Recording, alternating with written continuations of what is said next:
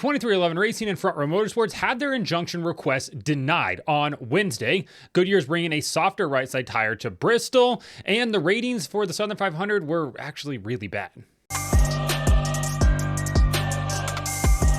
Welcome back to Break Hard. I'm Matt. Before we get into the topics of the day, we're going to start off with Austin Cindric. He is headed down under to run the Supercars season finale at Adelaide. He'll be driving a Ford Mustang for Tickford. And honestly, I think it's a really cool opportunity for Austin Cindric, for NASCAR, for everybody down in Australia as well. Obviously, there was a lot of rumors that Kyle Busch was going to go down and do this event, that Kyle Larson was going to go down and do this event for Chevrolet. Both of them have backed out of that deal. Larson, I think, backed out after that disastrous double attempt in May that saw him not finish either race in the Indianapolis 500 or the Coke 600. But for Austin Cindric, it's really cool that he's going to go down there. Obviously, he cut his teeth on road course racing. He hasn't had that success at the Cup level yet, which is a bit baffling at times for how good he was in the Xfinity Series and in the Truck Series.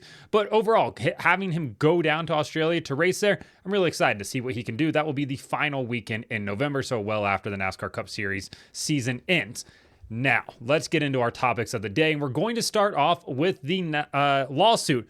Another episode of NASCAR on Wednesday afternoon when Judge Kenneth Bell denied 2311 Racing and Front Row Motorsports' request for a preliminary injunction. That preliminary injunction would have given them charter status through the end of the season, which would have guaranteed them their starting spots, which technically they already have as open teams as well, since the NASCAR rule change back in July, but also would have paid them as a chartered team.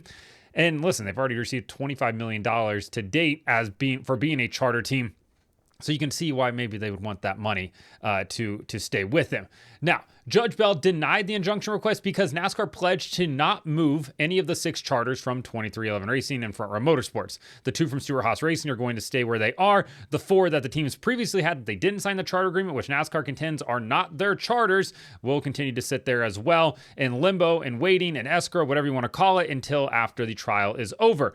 But NASCAR is still free to move any of the 4 charters that they would like to issue if they want to issue those 4 new charters that they have in reserve, which would technically take them up to 40 chartered teams for 2026 if the teams win.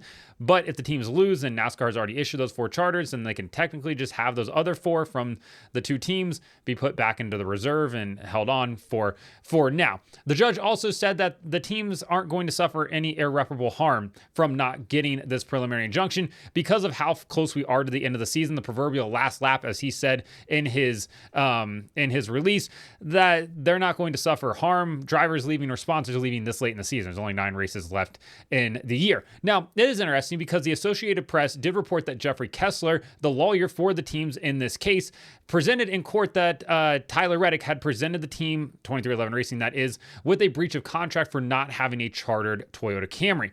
Now, whether or not that is for show or if he's actually going to act on that breach of contract remains to be seen, but it is interesting that it was at least brought up by them. Now, when Judge Bell talks about this lawsuit and the impending trial as well, he continually mentions that NASCAR could look very differently. He has warned both sides that if this does in fact go to trial, there's a lot of uncertainty around the 2026 season. And he said, quote, "The uncertainty about what the 2026 season will look like unfortunately exists not just for parties, but for the other teams, drivers, crews, sponsors, broadcaster, and most regrettably, the fans." So I appreciate Judge Bell recognizing that the fans are kind of caught in the crosshairs here in this unfortunate situation for them. But also, I think this has got to scare a lot of the other teams, which is why we saw Dan Tauris speak out about this as well earlier in the week, where he's wondering from a NASCAR standpoint, okay, they tell us one thing in private, but then they say another thing in public. And then ultimately he, through the Associated Press, kind of urged NASCAR to settle this ongoing lawsuit so that teams can basically get their charter value back, because right now charter values are dropping because there's the uncertainty around whether or not they'll be there next year pending the outcome of this trial. And also just having this much discussion around is never a good thing really when it gets down to it.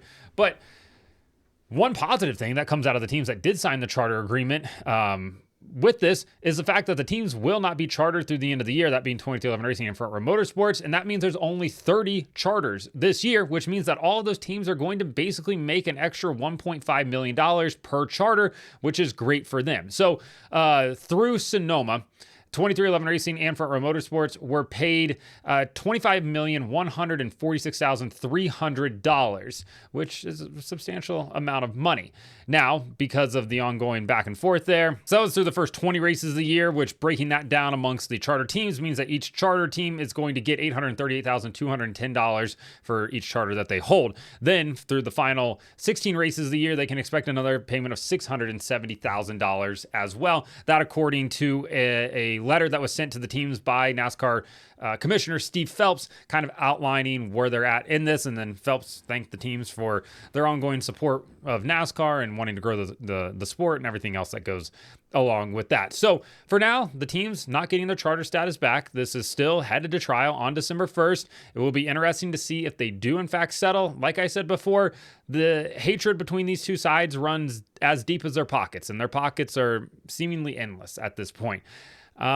For NASCAR, I think they probably don't want this to go have an open trial, at least, so everything becomes public. For the teams, at this point, they don't have anything left to lose, right? They are not going to sign the charter agreement. NASCAR, I don't think, is going to give them that opportunity. They want to see this go to court, and pending whatever the outcome is, if the teams win, things could fundamentally change for NASCAR here. You could talk about ARCA getting sold off. You could talk about them NASCAR potentially having to sell off ISC, their track holdings operation, which would mean that Daytona, their crown jewel, could potentially go and be owned by somebody else, along with a litany of other racetracks. The charter system could get entirely blown up as well.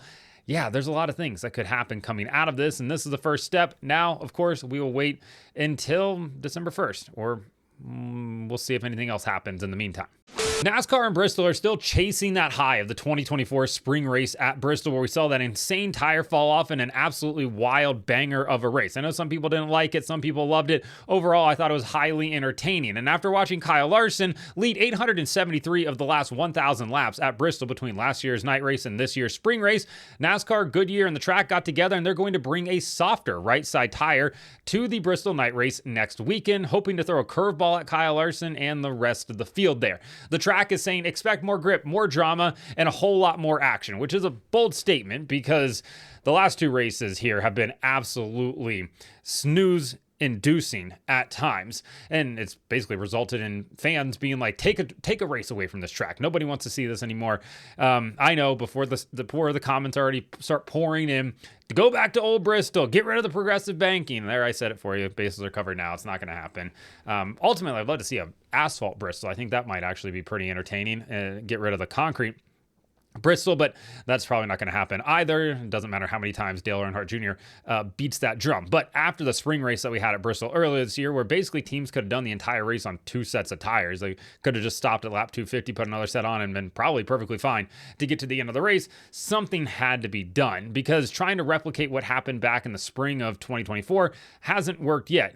Goodyear, of course, did a tire test, and they're like, we saw similar fall off with hotter temperatures. So when we went to the Bristol night race last year, we were all expecting that, and we didn't get it. Then we go to the Bristol spring race this year, and they're like, okay, temperatures are cooler. It's going to be like that again. And it didn't happen. Basically saying that, like, oh, it was a little bit too warm out, a little bit too warm by about 7 degrees or so, which is kind of crazy to think that much of a temperature change that little of a temperature change rather, could have that big of an effect on tires. But hey, I'm not a tire engineer, so I'll have to take their word for it here. Now they're going to bring a softer right side tire to the track this weekend, and bringing a softer tire is fine. It's great. I love that. It's about the tire fall off. As we saw at Richmond, tire fall off can create for a very fun race. Multiple different strategies, cars passing each other for the lead. It can be fun.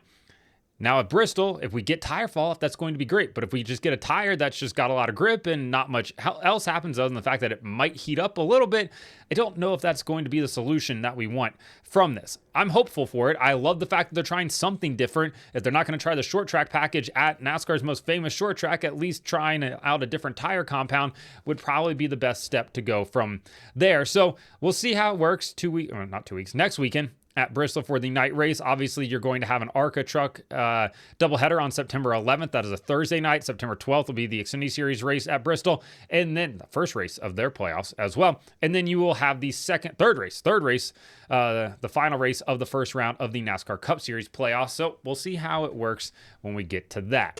Things that are bad: The Big Bang Theory, food from Cracker Barrel, shopping at Costco literally at any point, American Airlines, and NASCAR's viewership from this past weekend's race at Darlington and the Southern 500, because only 1.88 million fans tuned in to watch that race on USA, down 22% from last year's race, also on USA, also on Labor Day weekend, which scored 2.4 million viewers last year. That's a big time drop. That is a substantial drop, and that is a number that is not very fun to look at and to read. There is a lot of things happening right now, and it's not great. So did Notre Dame and Clemson pull that many fans away? College football ratings were up this past weekend, and last year this race went up against another college football game as well. I believe USC and somebody else were playing at that point. So maybe it did, but to see a drop of 500,000 viewers, 500 plus thousand viewers at that is gotta set off some alarms down at One Daytona and over in Charlotte as well. And hey, maybe like Denny Hamlin said, fans are voting with the remote. And we've had a lackluster product on track for the most part this summer. Despite what Kyle Petty, Daniel Trotta, Larry Mack, and others will tell you, the racing hasn't been very good. I think at times fans have maybe been a little bit more critical than they should have, because there are certainly not as many bad spots as people want to make it out to be, but passing is really difficult. The racing is not very good right now, and the storylines are lacking severely as well, outside of the ongoing lawsuit that we have happening. Then you have the fact that last year's race was the regular season cutoff as well. We saw a walk-off win from Chase Briscoe to lock himself into the playoffs, and this year's race was the first race of the playoffs as a start of the NASCAR Cup Series playoffs, and we were told that the playoffs are what people will tune in for, but it seems like that's just not happening. So I think the bigger issue here is the fact that this race was on cable, right?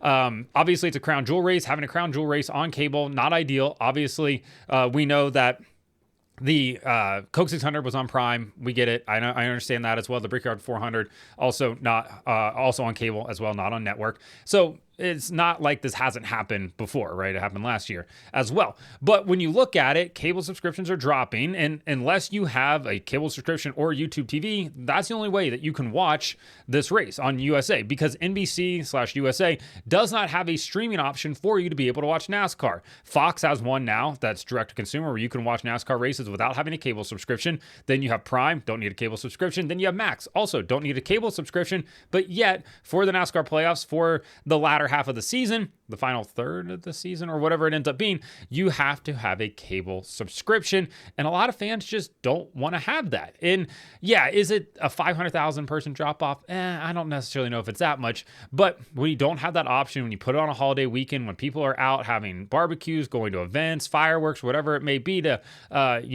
celebrate the end of summer, getting people to tune in is difficult, and ultimately not having these races on Peacock probably does hurt them a little bit. And the fact that NASCAR is not on Peacock for all of their races is truly baffling. I understand that it comes down to rights and it comes down to money and everything like that, but man, it does feel a bit archaic to know that these races aren't being streamed anywhere unless you have a cable login, which again is just kind of baffling. So let me know in the comments what you think about Austin Cindric going down to run the Supercars finale at Adelaide, what your thoughts are on the judge's denial of the team's request for a new preliminary injunction, Bristol having a new right side tire, and for the ratings this past week at Bristol. Like and subscribe to the channel. Follow me on TikTok at BreakHard, Instagram, Twitter, and Facebook at BreakHardBlog.